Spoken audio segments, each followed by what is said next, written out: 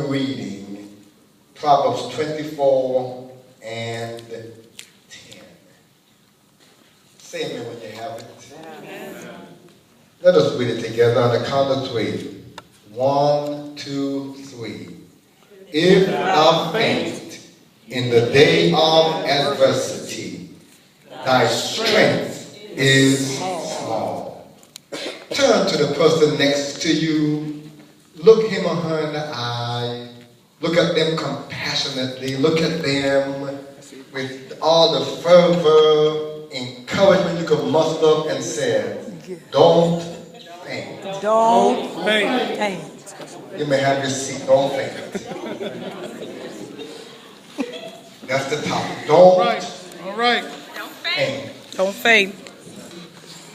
To faint is to lose heart, to lose hope, to throw in the towel.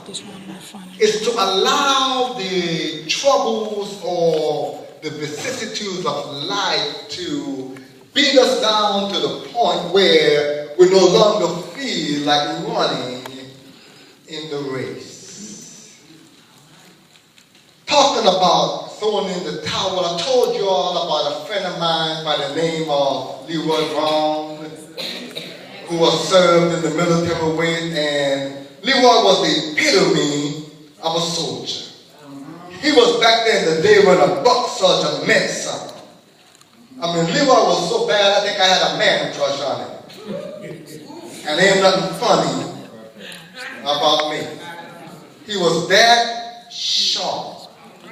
Back in the old days, they would wear those green uniforms in the military where they would put starch in those, and those uniforms would just stand on you. You can watch back there getting excited. And they would have those jump boots. And those boots would look like glass. And when Leroy Brown walked the formation that morning, he just stepped out.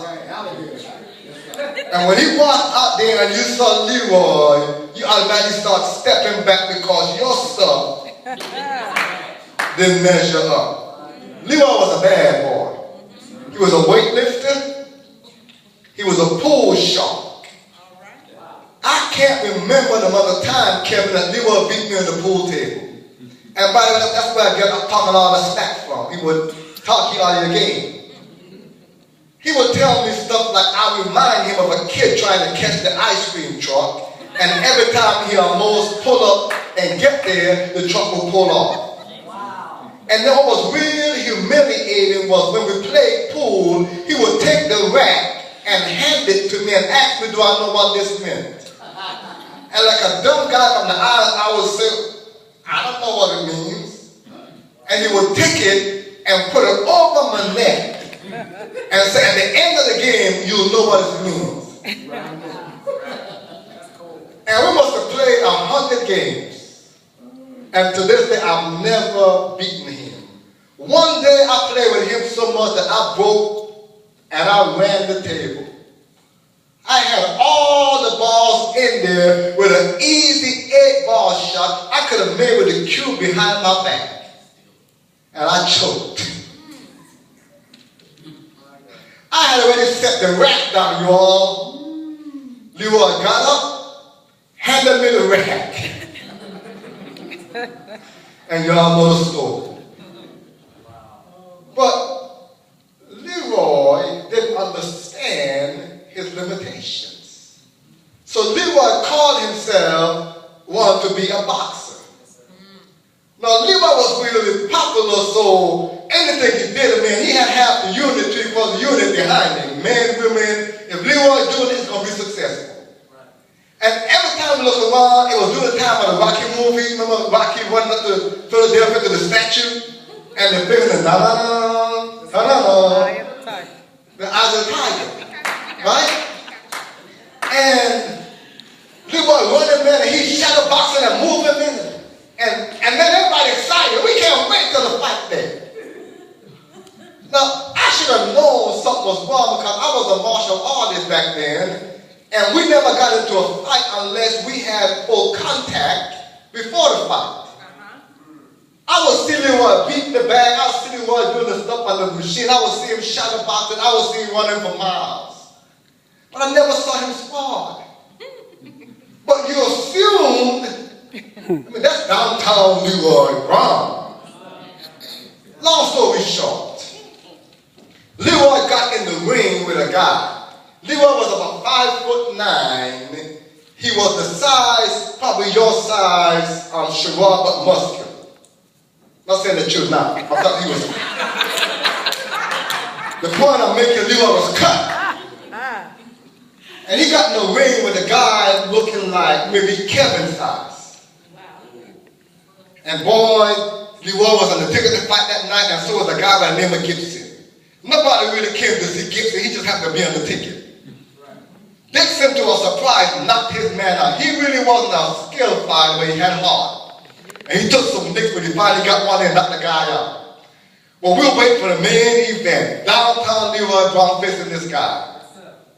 I'm sitting up in there not 1,000, and I fought in the tournaments before. The guy's on the side of the rope just leaning there with his legs crossed, just chilling. So I got nervous, because I'm thinking, he's either a bad boy or he's a fool. And the way he looked, I got a gut feeling my friend in trouble. Needless to say, the bell rang. And Leroy came in like he was Joe Frazier with his head down doing this. That guy backed up and tagged him. Every time Leroy weaved the bob weave was getting hit. Maybe he should have bobbed when he weaved, he should have weaved when he bobbed. I don't know what it was, but at the end of the day, for the entire round, he didn't make it. I walked down to the side and I said to his corner, throw in the towel. Oh, Penn, leave it alone. No, Leroy got this. Go back to my seat. Round 2 made round 1 look like it was a practice or a dress rehearsal. If the top round 1 was bad, when he beat Leroy so that, oh my God, the whole crowd got quiet. And he beat him the whole, I don't know how he stood on his feet. And he started coming, the guy started tagging him. And it's funny now, but it wasn't funny then. He took a brutal beating. The bell rang for round 3. Leroy quietly walked over to his corner, grabbed the towel, handed the towel to his ring guys, and told him to throw in the towel.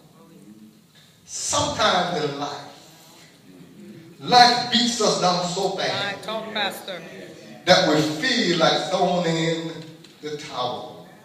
And believe me, in Leroy Brown's case, he should have threw the towel in before the fight started. And to be fair with you, to this day, we have never talked about that fight. I mean, what can I say?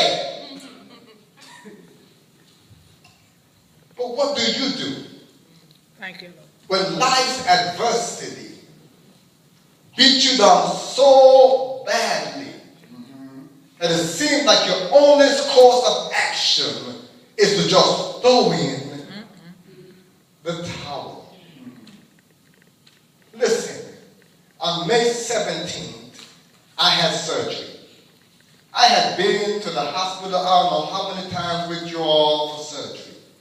But the reality is, I had never had surgery in my entire life except for they removed a small growth on my little finger and they give me a little needle in there, then they cut it out and send me home. Then I had a colonoscopy and that was it. This time, I'm on the other side. I'm the one not praying for you, but being prayed for, being wheeled in behind those doors.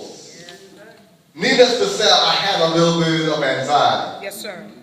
But I prayed until God calmed my nerves. Wow. And prophecy had went forth, I'll be healed in half of the time. But on the day of surgery, or right before the surgery, maybe 2 weeks before the surgery, One of the brothers in the church wanted to encourage me. He said, Pastor, I had the same procedure done. I'm telling you something, it works. But I'm going to warn you now, it's going to hurt. And you just going to have to man up. But when he said man up, I mean, come on, I was a Boy Scout. I was in the martial arts. I was a street fighter. I loved to fight back in the day. I did 24 and a half years in the military. I knew how to man up. So Deacon Ward, Deacon White, 3 before the surgery, I was in the gym almost every day. I was ripped. By the time I got to go to the surgery. Taught my man up, I was a man. I was Tarzan, Superman, Spider-Man, all those other men put together. You name it, that was me. And then when they wheeled me into the back, I didn't feel that super. But my God, I had trained. I had practiced. I was ready. I prayed. I got this. And then honey came back there in the back with me, and that woman sung so. Yes, Lord. And it lifted my spirits. And on the way into the emergency room, before they wheeled me into the operating room, rather, I gave her a thumbs up. Baby, it's going to be all right. I got this. Got through surgery. They said I had a little problem with the anesthesia. They said I came out, I was fighting in my sleep. I don't remember what happened. The only concern that I'm thinking about is, did I win? The reality is, though, I don't have no recollection. All I remember was honey shaking me and said, baby, you have to go now, it's over. You got to drink this, that's ginger ale, so they can release you. Or you can't go home. I said, baby, you leave me alone, I'm sleeping. Now think about it for a moment. They said I had sleep apnea. Probably had a good night's rest in the last 10 years. Finally, I got some sleep. Ain't y'all gonna wake me up? That's the best sleep I had in the last 10 years. So no wonder I came out bewildered. But guess what? Honey touched me again and said, baby, it's time to go. I said, no problem, baby, I got it. In my mind, I'm burning up. I took that ginger ale and drank it. It hurt. Ooh, it hurt, but I drank it all down. On the way home, I drank a smoothie. I mean, I eat nothing, but I'm going to drink. She said, I got to swallow. I'm going to swallow. Because I'm a man's man. Friday had surgery, Saturday, Sunday, Monday, Tuesday. I'm manning up. It's hurt, and I'm thinking hydrocodone, I'm thinking Tylenol, whatever to get my hands on, but I'm manning up. On Wednesday morning, my mind. That pain hit me so hard, Deacon Ward, that I lost my manhood. And I said, Jesus, take me out of here. I'm ready to go. Take me now. I want to think about honey. I want to think about Wayne, Felicia, Corey, Cammy, all you all. Yes, Lord. And then God spoke to me out of this text. And he said, if you faint in the day of adversity, your strength is small. I had preached from that scriptures for years, but never really understood it until that day. He says to me in essence, my strength, my God, is not small. What do you mean, God? He said, if you faint under hardship, if you faint under the struggle, it is because your hope is not built on Christ. Your hope is built on you. In other words, you are man enough or you are woman enough, and the reality you need to be God enough. All right. God. When I realized what I'd done, I immediately repented. I said, God, forgive me for my ignorance. I thought I had this. I don't have it. I need you. I don't know when he healed me. I don't know when he touched me. But before noon, I understood what Isaiah meant when he said, hast thou not known? Hast thou not heard? The everlasting God, the Lord, the creator of the earth, fainteth not, neither is weary. There is no searching of his understanding. He giveth power to the faint, and to them that have no might, he increases strength. Have you ever got to the place in your life where you felt like